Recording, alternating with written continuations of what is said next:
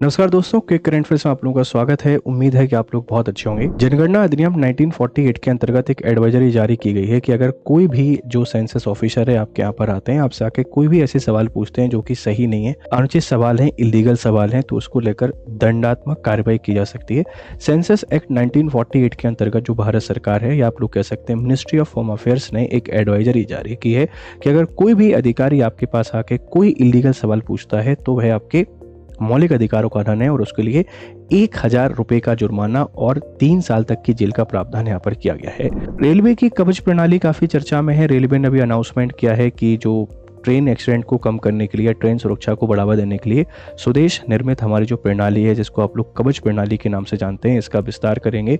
और अभी 2 सालों का टारगेट है कि 9000 किलोमीटर एरिया में हमको कवच प्रणाली का विस्तार करना है।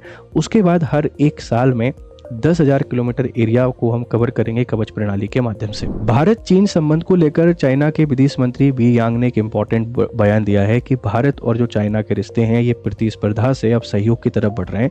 हम कंपटीशन से कॉपरेशन की तरफ बढ़ रहे हैं, क्योंकि 21वीं जो शताब्दी है ये एशियन शताब्दी है और एशियन शताब्दी में भारत और चाइना दोनों को एक दूसरे के सहयोग के बिना ही संभव नहीं हो पाएगा। तो हमारे बीच में पहले जो भी विवाद रहे हों, अब ऐसा कुछ भी नहीं है। अब हम एक दूसरे के सहयोग की भूमिका यहाँ पर निभा रहे हैं। तो भारत और चाइना क्या सहयोगी होंगे या नहीं होंगे, आपको क्या लगता है? अपनी राय हमको यहाँ पर जरूर दीजिएगा। भारत का कार्बन उत्सर्जन में काफी बड़ा अचीवमेंट हो गया है कि जो कार्बन उत्सर्जन की दर है वो 0.7 रही है 2025 में, जो कि अभी तक की सबसे कम दर है, जो भारत सरकार के सस्टेनेबल डेवलपमेंट गोल को अचीव करने में, इसी के साथ में नेट जीरो 27 का जो 2070 का जो टारगेट है उसको अचीव करने में काफी मदद करेगा। साथ में क्लाइमेट चेंज से हम लोग काफी आसानी से यहाँ पर लड़ पाएंगे। उत्तर कोरिया और बेलारूस के जो संबंध है काफ़ी बेहतर होते जा रहे हैं।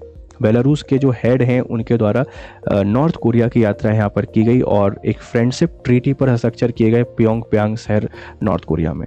तो क्या एक और वॉर अलर्ट हमको देखने को मिल रहा है? क्या डोनाल्ड ट्रंप का एक बार और यहाँ पर ये अलर्ट हो जाएगा? ये नई कहानी हमको बाद में ही पता चलेगी। आयकर tax rules 2026, income tax rule 2026 upgrade हो रहे हैं 1 अप्रैल से।